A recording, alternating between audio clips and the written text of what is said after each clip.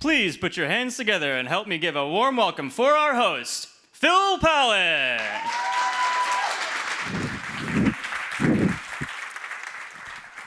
Hello, back for more. By a show of hands, who was here on Tuesday? Wonderful. So hello to you, thank you for coming back. We have a few new faces in the room. We've had people watching at home. I have to tell you, this has been a lot of fun. By a show of excitement that I can hear, because I can't really see you with these lights, who's having a great Hall of Fame week? Okay, that's what I like to hear. I'm really excited for today's session. So why don't we, before we dive into what's going to happen today, why don't we do a little recap of exactly what happened on Tuesday? The stage right now, and we're going to do it right here with all of your help. After we feel good about positioning, then we move on to the build. And I always start with photography.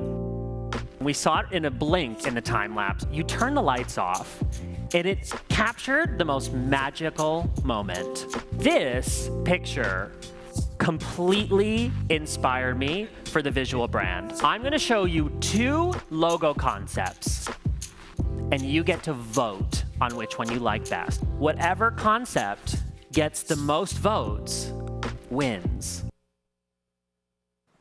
Okay, so this is fun. Like, I thought this was going to be a challenge when I was trying to concoct how I could show you step by step how we build a brand, but I think it's worked. Do you guys have a sense of how all of this works? Position, build, and promote your brand. And thanks to you, over 300 of you have voted, and the results are in. I asked you to vote on your favorite logo concept directly on my Instagram page. These were the 2 concepts, and we have a clear winner, but I'm not going to reveal the winner until the very end. So I shared a few tips with you when we talked on Tuesday about building your visual brand.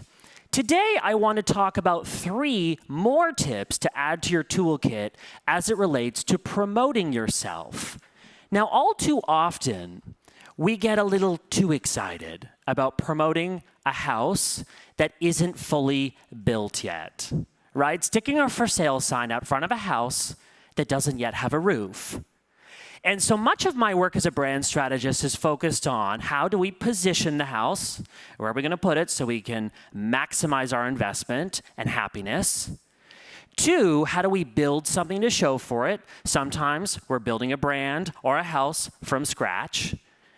Sometimes we're renovating something that already exists and we're making it better or slightly tweaking it, staging it so that it works for us. Then and only then do we arrive at promote, the stage where we have positioned, built something that we can get the most amount of value, return on that investment. So my 4th tip is going to be this, to add to the list, okay? Tip number 4 is a continuation from Tuesday. Tip number 4, go where it is less crowded.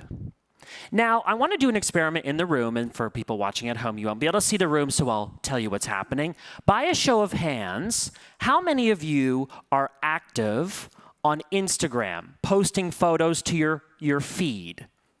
Okay.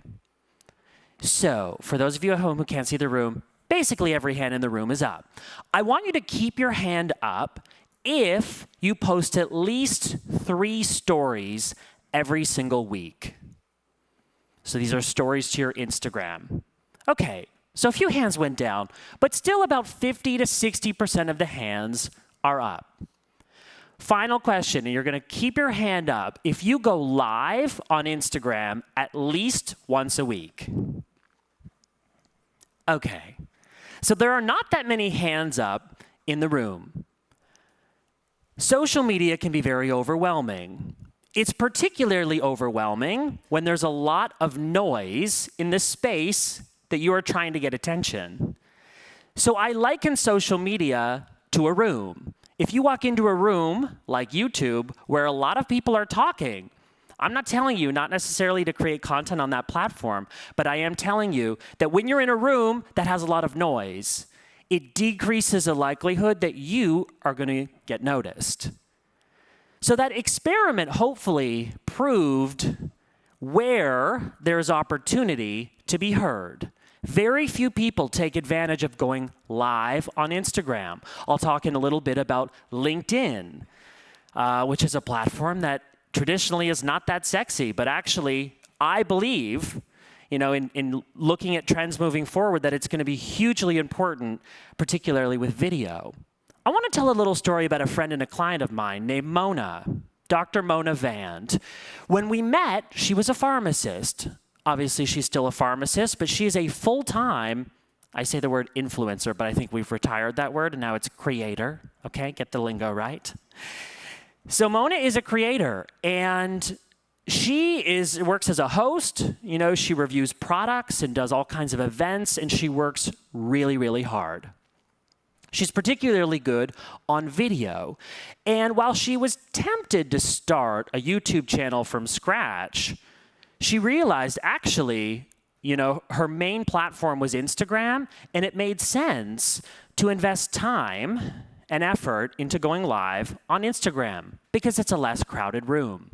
Still, now, and this could change at the point that you're watching this video, but the majority of your followers will get notified if you go live on this platform. Here's an example of Mona going live last Monday. For over a year, I'd say it's closer to 2 years, Mona goes live every single Monday without fail. This has become her own TV show, her own opportunity to practice her thought leadership, have an opportunity, a staged kind of opportunity to interact with her followers, but also her followers know to come to expect this every single Monday. I just had a few people come up to me this morning and say, Phil, my dream is to become an actor, a TV host, a music producer. Fantastic. I bet many people in this room would love to have their own TV show. Well, guess what? Stop waiting for someone to give you that opportunity and create it for yourself. Because it increases the likelihood, if you take the initiative to create something like this for yourself, to show proof of concept. I don't really want to hear that you want to have your own TV show or end up, in a cast of something. You're more likely to get the job if I can look on your Instagram or I can go to your YouTube or somewhere and see you on camera for a few minutes. Right? In that moment, maybe only 1 or 2 people are watching. Doesn't really matter. All that matters is who is watching. I shared on Tuesday a story about my friend Robin, who's a news director at Access Hollywood. She told me, Phil, the first thing I do when I'm trying to find an expert is I go to YouTube, look up their name, and I'll watch about 10 seconds of them on camera, and I know whether or not they're going to get the call. Go where it's less crowded. And then, so Mona, for example, without missing a single Monday, has built up hundreds of thousands of followers on Instagram. It is now her business. She has also done something completely unique, extended video on her YouTube channel, which she has launched very successfully because she focused on building an audience first on a platform where she already had, a growing base. So Instagram Live is awesome. And in fact, there's still a huge opportunity. It's an untapped market for you to start to explore your thought leadership and get some practice. Yesterday, I had the distinct privilege of hanging out with some guys from LinkedIn. And they were kind enough to ask me to participate in a series that they're doing, original content on LinkedIn, on campuses across the country called Getting Hired. So we talked a lot about the anxiety, the nervous but excitement, you're feeling as you go into the job market. And I shared a lot of the tips that I'm sharing with you today and did a few days ago, to hopefully feel good and feel confident with where you're going next. I love, not just because they asked me to be on their show, but I love LinkedIn right now. And if I'm going to be completely honest with you, it is not a platform that I have loved for very long. I often liken LinkedIn to the Dell of social media. It's ugly, but it works. But honestly, LinkedIn right now has this kind of new burst of energy and excitement where the time we used to spend on Facebook and the way we used to interact with our connections on Facebook, now we're doing it on LinkedIn.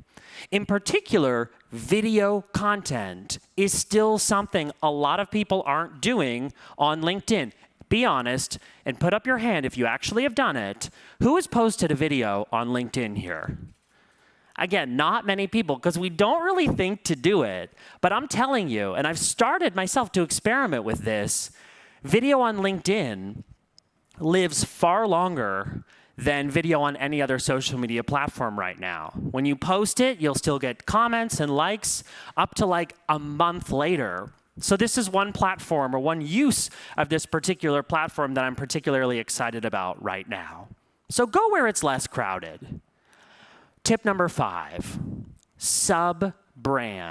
By show of hands, who has heard me speak about this idea of sub-branding? Okay, so a few of you. You know from Tuesday that I believe branding is not just about looking pretty. Branding is a business tool that is available to us to actually manifest our goals. In this idea of it not being just about looking good, branding is really, to do it properly, it's about organization. It's about prioritizing what matters, what to focus on first. It certainly isn't just about having a logo. You're going to see in just a minute how I am sub-branding our client, Leslie. This idea of sub-branding is to create, identify, recognize a process or some kind of unique element to what it is you do and how you do it. When I talk about the work that I do, I describe it in 3 phases: position, build, and promote. I have a unique little icon for each one of those. Now, I don't necessarily own those words, but those words I use consistently to explain exactly how you can go and do this, or you can hire me to do it for you. That's an example of sub-branding. Other examples of sub-branding could be collections of your jewelry line. It could be locations in which you have offices around the world. Start to think about how, through visual branding, we drill down not just on a single logo, but also on a methodology, a system to create a visual identity for what it is you do. I'm all about taking control of this, right? It's the difference between calling me and saying, Phil, I'd really like your advice on something. And I say, okay, great, let's hop on the phone, maybe for an hour and a half, and I guess you can pay me an hourly rate, and it would be something like this. That's messy.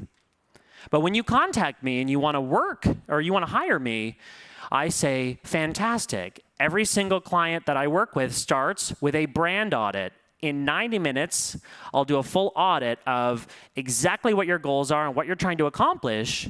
And in the end, within a week, I deliver a slide deck with 30 to 40 slides that will outline everything we discuss and give you a roadmap moving forward. That's better, right? Even though it's the same thing, by me branding the way, sub-branding the way in which people can work with me, they follow my rules. I don't follow theirs. So let's talk about sub-branding as it relates to our wonderful client, Leslie. Word for word from our conversation, he shared what was important to him. If you watch back the recording or you're here with us live, you'll remember what some of these things are. We as brand strategists, as much as we love to talk, the most important part of our job is to listen. So let's see if you picked up on these as well. Leslie talked about the role of music, specifically how it inspired him. As it relates to opportunities to sub-brand, right? Think of this, for example, as highlights on Instagram or sections on his one-page website. There's a lot that Leslie has to share as it relates to music, what inspires him, and what in turn might inspire you. Mixing, obviously related to what he does for a living. You saw the photo of him in studio with students there in the middle of the night learning from him. This is his craft. This is what he does as a profession, right? So there's all kinds of opportunities to create content there that people can learn from to better their craft as well. Family. It was the first thing he mentioned before he even started talking about his work, right? The importance of his very freaking cute kids and his wonderful wife. I love Leslie Brathwaite's family. I want to be in that family. But it's hugely important to Leslie, right? And so when we hear that, we don't just ignore it. We pick up on that and make sure that we brand it because it's significant to his brand, to that experience, right? How we experience him in person. If we were sitting down having coffee, it would be something that would come up in the first 30 seconds. Then we brand it online and we give it significance because it is significant. Finally, you'll remember, Leslie talks a lot about you. This idea of mentorship, the role that this plays, giving back, and fostering talent. So I wanted to create a unique icon set. This was strategic because it could match with either logo concept, depending on which one you pick. I wanted to create a unique icon set, custom design for Leslie, so that it fits with how we're going to be talking about him and how we're going to be describing him online. Again, think of all the different things we could do with this. Covers on his highlights, sections on his one-page website. If Leslie was speaking at conferences, for example, we could create a one-page pitch, that outlines the different kinds of talks. There could be one icon per talk that he could speak on. The possibilities are endless. What I'm encouraging you to do is learn and think critically about how you can sub-brand to just do a little bit more of a thorough portrayal of who you are and why people should care. Okay, so we talked about sub-branding, tip number 5. The final tip that I'm going to give you, this one I get excited about, tools and systems to make all of the craziness manageable. I understand, trust me, because I'm responsible not only for my own social media and my own business, but the social media and businesses of others. It's hard to find time in the day to just stay on top of all of this, right? So I love to share all of my favorite platforms, tools, apps. Right now, I'm limiting it to 9, okay? My favorite apps that I use that you might consider using as well because they'll improve efficiency. Ideally, you spend less time, doing this stuff, staying on top of it, scheduling, designing, staying on brand, coming up with content that's going to better position you to be discovered. Spend less time doing this so you can spend more time doing what you love to do. So let's go through a few of my favorite tools. And in fact, today is going to be a bit more casual. Leslie and I will have time at the end, more time than we did before, to answer questions and discuss not just Leslie's brand, but also the brands that you're building. We'll actually possibly pull up some of these apps and use them live on stage. The first one I'm a huge fan of, Canva. For years, I have obviously been designing graphics for websites in Photoshop. But it's always been a bit of a challenge for me because when someone hires me to make them a website, right, it's not just about making the site look good and then handing it over and saying, here you go, with no training. A lot of that project is spent on actually teaching them how to maintain it because arguably that's more important, right? If you put all your effort into the launch of a website that doesn't get updated for a year, it's kind of a problem, defeats the purpose a little bit. So Canva is a great alternative to Photoshop.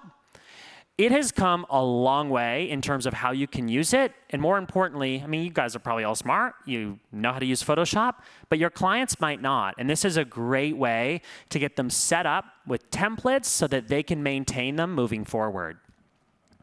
Canva Pro also allows you to upload your own typography and your color set for your brand, so you're not limited to just the fonts or the typography that they have built into the platform.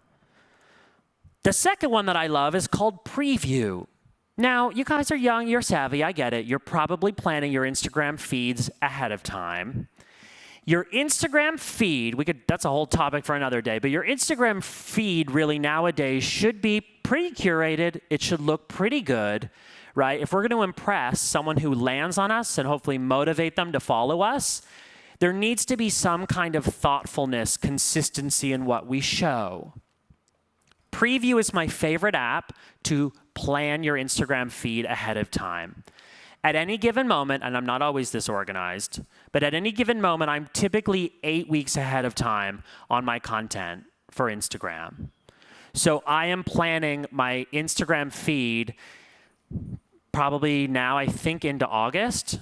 And by having a plan, sitting down and mapping it all out in one sitting allows me to then think about stories and live and IGTV and all these other things that we're supposed to be active on, right? To get in front of the right audience. So Preview, I've tried all of them, but Preview is my very favorite app to plan your Instagram feed ahead of time. The Noun Project is my third resource. We've spent some time today talking about sub-branding. Now, while Leslie is our VIP, so we custom designed his icons, not all of you are going to be in a position to be able to do that. Well, let me tell you about this website called the Noun Project, which is a database of millions of nouns, icons. So they say, we have an icon for everything, and it's true. You can go to this website, type in a keyword. You can use the icon for free if you attribute the artist who created it, or they have a paid membership. It's very reasonable, I think $10 a month. Let's say, for example, you're having to put together slideshows, for a course here at Full Sail, or you're working on your website, which hopefully you're motivated to do after today. This is a great website, and I would recommend even subscribing to them for a month or two to get a handle and use the amazing resources that they have. The next one is called Brain Toss. I speak a lot about using your brain to generate ideas, but not store them. Because we can all relate to this, right? What was that amazing idea we had in the middle of the night? Crap, I forgot. So this idea, along the methodology of getting things done, some of you may have read this book, I highly recommend it. This app was created with that methodology in mind to get ideas quickly from your head down somewhere. So this app is amazingly simple, and I think it's like $1 or $2. It's very cheap. It allows you to do 3 things very quickly. Press the microphone to get a voice note down quickly, and then it's transcribed automatically and sent immediately to your inbox. Allows you to take a picture. You can also take a picture of a business card. It will then convert the image into text right away. Or simply write a note. If you prefer to actually write on your phone, you can quickly jot a note down, and it gets it into your inbox. We use this to increase efficiency, at least in my office, because for me to sit down and write a week's worth of tweets, it ain't gonna happen. But I might be commuting, I might be walking somewhere, and I get an idea, of something that I've been thinking about since that conversation with this person. A lot of times I can take out that app, record a few sentences of thoughts, and I've written my email blast for next week, or my social media post, or my Instagram caption that quickly. By the way, that I'll give you the link, and I'll share all of these tips with you, including all of these tools. So I know you're kind of frantically like, what did he call that one? What was the name? I'll give you all of these links. The next one I love is called Dropmark. This tool is a little bit more expensive. An alternative to this would be Evernote, right? But I love this tool because I can store all of my crazy ideas in one place. From ads that I see online that I think, ooh, I should rip that off, or social media posts or websites that inspire me. I see something that's been designed that's really, really cool. I know what you do. You take screenshots on your phone and then you never look at them again. Well, this app would allow you to quickly sort those into folders and keep everything in one place. I have folders designed around the different areas of expertise that people ask for my advice on: inspiration, brand identity, photography, outreach, growth, social media, all these different types of things. And I store my ideas quickly in there so that I have them readily available for reference. The next one is called Answer the Public. And this is going to help you generate ideas for what content to create. All you have to do is go to this website and enter a keyword.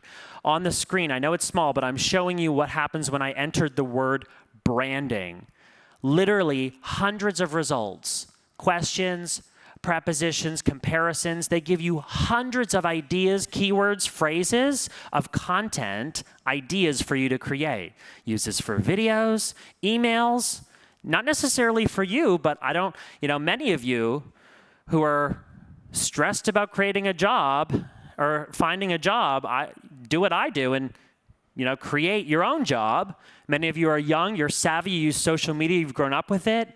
It's second nature to you. It's not second nature to a lot of people. That's a good business, right? Even if it's not exactly what you want to do in the long run, it's still a great way to create opportunity and to pay your rent immediately out of school. That's a great website that you could use, for example, to suggest to your client, what to create content on, or maybe you get hired to create content for them. That's a great one. You're welcome. The next two go hand in hand. One is called Rev. The other one is called Temi. Both of these are tools for transcription. The first one is a little more expensive. It's done by a human, but considering it's done by a human, it's only $1 a minute. It's a pretty good deal. That's a minute of audio. The second one, Temi, is done automatically, and it's a fraction of the price, and it's also much faster. It is done by a robot, so it's not as accurate as Rev, but it is only 10 cents per minute of audio.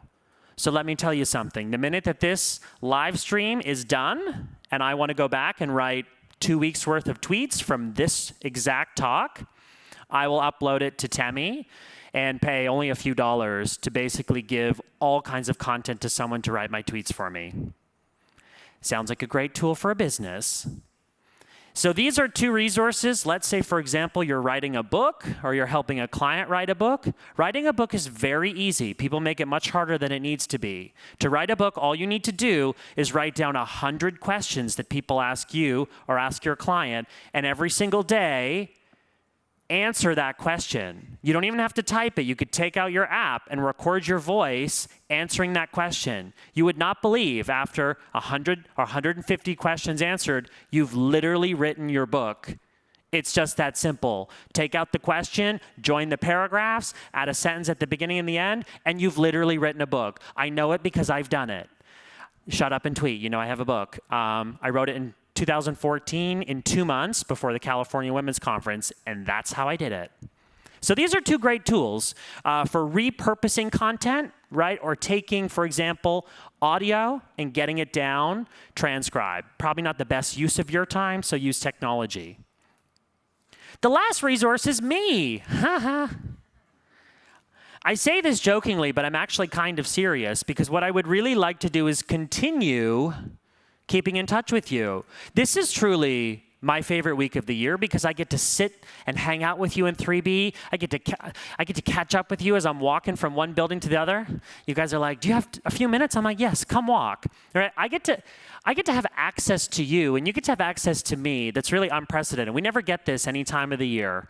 And so I really appreciate things like you showing up here in person to be a part of this and people watching live online. I really appreciate that, and don't think for a second I don't notice all of you, and I hope that we can continue this kind of mentoring relationship. So what I've given you is a link, philpallen.co/HOF10, where I will email you all 6 plus a few more to equal 10 tips that I shared with you on Tuesday and that I share with you today. I'm not sending you a PDF that you're going to look at once, file away, and never look at again. Instead, I'm sending you 1 tip per day with an action item that I want you to do that day to make your brands just a little bit better. Sound good? So that's where you can find that. I'm going to move the link, so either take a photo of it or a screenshot because it's going away. Because the moment now that you've all been waiting for is here. I'm going to unveil the brand new, I've owned it for a few years, but now there's actually something on it, the brand new LeslieBrathwaite.com. If you're on your computer, you can go ahead and take a look. If not, here you go. So what we've done, I say we, but it's really been me at 5 o'clock this morning. Everything that we've been working on together, and by the way, you're noticing Concept 2 is live. So Concept 2 won, I think by about 30 votes. Here it was cutting up. There we go. Make it full screen. Concept 2, I think, won by about 30 votes. The other thing I want to mention that as part of this experiment, it's been very kind of accelerated. Actually, Leslie, why don't you come up here with me? Get up here, you. Give him a round of applause. I can't unveil this on my own. Come sit with me. Hey, guys. So, okay, here's what I was going to say. This whole branding concept that we've done in 2 days really is faster and higher level than it actually happens in real life. Hopefully we've made it look easy. It is not this easy. Leslie has been such an amazing sport because the one key ingredient to making sure that this process works is feedback. And we haven't even had time to really talk about the concept because we've just been putting all of this together. So thank you for being such a good sport. Of course. You're the best. How has this been? Well, you can kind of see it. We'll scroll through it. Yeah, it's fun. It's good to kind of go from conversations to from conversation to concept to reality. It's fun. It looks clean. I like it. I actually like the process too, because even in the process of the interview, I'm discovering things about myself as I answer the questions. So it's also I imagine you've probably gotten this feedback before where it's a process of self-discovery for the person you're branding as well. Yes. Try to really dig into questions and thought processes that I don't usually think of. So when you ask me certain questions, I was like, never thought of that. Cool. Yeah. I love that feedback because typically a project starts, I share this because I hopefully want a lot of you to follow in a similar path, or at least use what you've learned in the workshops we've done with you this year to build your own brand, to get you one step closer to your goals. But a lot of times the conversation starts with, I need a new website, or I want a logo, but it is so much more than that. We jokingly describe it as brand therapy. That's actually the name of our podcast. We jokingly describe it as brand therapy, but really it becomes that because there is so much that we unpack throughout that process. I also want to have a disclaimer that Leslie and I, we haven't even talked about what I've shown him, so there are going to be some things that will probably evolve, right? You like Concept 2 a little more, even though we let the people vote. You like Concept 2? Definitely like Concept 2. When you presented it and you were voting, I really wanted to be like, but I didn't want to, give any hints. So what I'm going to do is I'm going to finish the tour of the one-page site that Leslie hasn't even seen yet, and then we're going to open it up to questions and discussion. The disclaimer I also wanted to give is that the colors and things might change. For example, we talked briefly. The purple, it's loud, it's bright. It's a bit like, part of my job is to challenge, right? I love this idea, but it's brand new. It's still not quite, you're not 100% on it yet. Yeah. And that's part of this. So don't think for a second that you get to just decide what your client wants. Sometimes it takes time to sit with it, right? We might, for example, change it to more of a gold tone.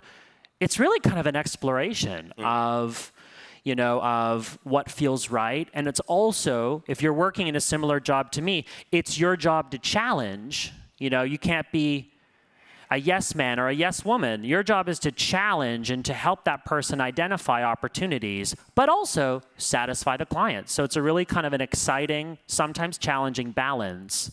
Yeah, and it's about exchanging energy too, because in how you see me, I can't see myself. Yeah. And so it's interesting to be open to that feedback and not think that, well, I want my logo to look like this, or I want my colors to look like this. It's still interesting to take your feedback and to take your vision and understand what you see. Cool. Yeah. Well, let's go through the page, and you can obviously look on your computers at home. It's live. As I said, we're probably going to make some changes to it over the next few weeks, but for the purpose of this, this experiment going from literally concept to execution in 3 days, you'll see. So you're going to see, we start, these are anchor links up at the top, so you can click it, boom. You'll see how we've incorporated the icons. I also want to point out a few things that I've written it in first person. Sometimes I make an exception on this rule, but 9 times out of 10, I love when things are written in first person because it feels more direct, as if we were sitting together in real life having a conversation. Typically, we can get away doing this with a more casual type of client. If it's a lawyer, for example, I might have to write in third person, but normally first person is my preference because usually people are too scared to do it. I asked Leslie, for the purpose of launching this site, a few of the projects that he was most proud of. So we've got those on screen. Obviously, there's many more that we're going to add to this. But again, for the purpose of getting this thing live before today, I added the 6 that Leslie said were some of his most proud moments. Pictures of the family that I desperately want to be a part of. Because again, it's important. Does it have anything to do with his work? I mean, arguably, yes, it does, but it's important to Leslie, and maybe everyone, or maybe some people might not think about including that, for example, on a website, but because it's important to him to recreate that in-person experience, we included it. And this one is really cool. I always say I never brand just to make things look pretty. I brand with a business goal in mind. I think we can all agree that Leslie's got things figured out. He's pretty good. Again, a good sport for letting me brand him on stage. But there was one thing we identified that was an inefficiency that I thought, I bet we can improve this. I teased it actually in my talk about Instagram. Going live is one way, for example. If Leslie was to go live once a week, for a set number of time and maybe teach something in that time, you could fit more people in that virtual room than you could fit in a physical room, which might be kind of cool. But there's also something really unique about keeping your squad kind of exclusive and having an inner circle of those people that in your eyes have really earned that one-on-one access. So I'm not trying to replace that by any means, but I'm trying to explore ways that we can use technology to increase access and to improve efficiency. So this is what I'm particularly excited about. I want to give a shout out to Yaz, who told me about this service. Thank you, Yaz. I forgot to give him a shout out, Duncan, who gave me the audio to use when we did the little recap video. They're all Full Sail students and recent grads, and I'm very proud of all of them. So many people have been a part of this project to get to this point today. But I set up for you a service that allows people, it's free, it allows people to text the word squad to 31996, and you can send a mass message to all of those people whenever you're going to turn up at a particular spot on campus. Like it.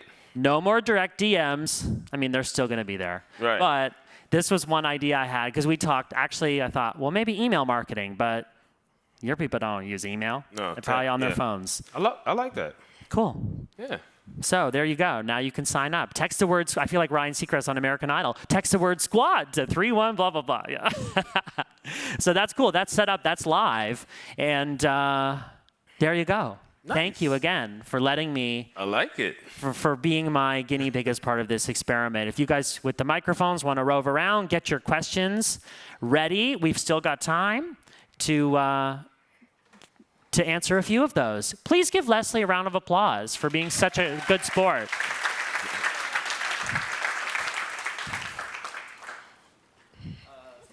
Hello? All right. Stand up. So, Phil, say, sorry about that. Say if you're talking with your client and Leslie doesn't want to include maybe having his personal life within his brand, what precautions do you take? Like, do you have any alternatives that you have just in case? Or, like, how do you balance that if he doesn't want that within his brand? If he doesn't want it, I would take it off. Because it's not necessary, if it goes against something that he wants, then I would just listen. I think my advice would be listen to your client. I've learned in this job to be a lot less stubborn than I once was. There's always a reason and a thought behind that, and I also never act like I have all the answers from the beginning because I don't. It's not exclusively my job to build a brand, and it's certainly not exclusively his if he's hired me or my team to deliver on that. So one of the things, let me give you some good wording. If you do render a similar service, many of you studying creative industries here will be in a position where you're presenting something creative that you built for something. They might love it, they might hate it. That is okay.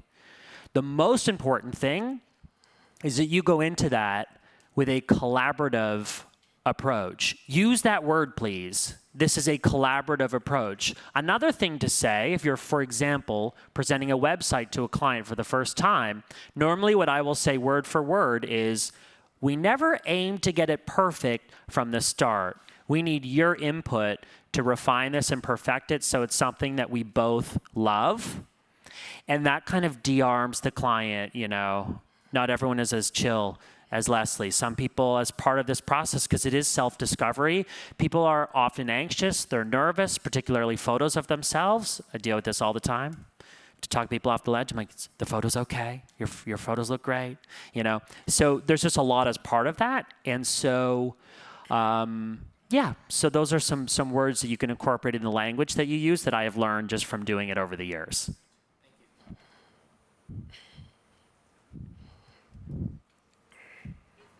Hi. Hi, Leslie. Hey. So I recently talked myself into a job, and it turns out I'm like the only person in it where I've been doing branding. I've been hired to do branding for 3 interior design companies that are owned by older owners, and so they're not very savvy. What would be like? What I'm wondering is like, what would be like the easiest and most effective way to create something to present? Whether it be like YouTube, Facebook, Instagram, as in like the first front, and then work in the back and create like their full website. Sure. There's ways to create, for example, a cover page or a landing page. There's all different kinds of words for that. You'll know from this experiment that we've done that photography has played a huge role in the process, and it's just, for me, it's what I get inspiration from to build all the other elements, because that's the most kind of direct form of that client. So my recommendation would be to start with photography. Even with a single photo, you could put up a landing page with a great photo of them and some text saying coming soon. Or it could even be a teaser. It could be Leslie holding his phone in his hand. You know it's Leslie, but you don't see his face, for example. You can start to tease it, but platforms like Squarespace, which I'm a huge fan of, that's what I built this on. So actually I'm already logged in. If you're looking at my screen, you can see I'm logged in and I've used Squarespace to build this. I had a landing page created before this page went live, and it looks just like this. Click it, enter your email address, and people can then be notified when it goes live. So that took me 15 minutes to make. I also want to mention that I limited myself to about 2 hours to build Leslie's website. If I can build Leslie's website in 2 hours, you can build your own website in roughly the same amount of time. I limited myself to that. It was like a little challenge for me because I wanted to today convey that all of you are capable of doing this yourself. So the landing page, 15 minutes. You can spend longer on it, but yeah, that's a good way to start to tease and then work in the back end. Thank you. You're welcome.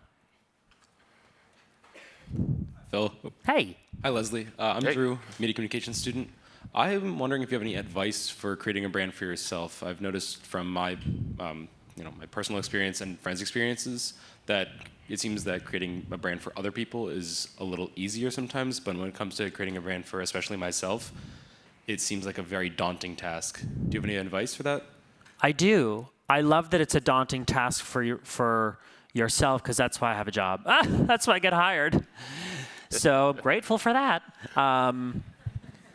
My advice to you, and actually you're going to have great advice as well. Mm-hmm. My advice is the minute you get stumped on something, ask others for input. Market research is a big, scary word, but it's not as complicated as it seems. Let's say, for example, you're stuck on how you might describe yourself. Do this. Go on Facebook or whatever social media platform you're active on and post a status update saying this. Describe me in one word in the comments below. or comment below.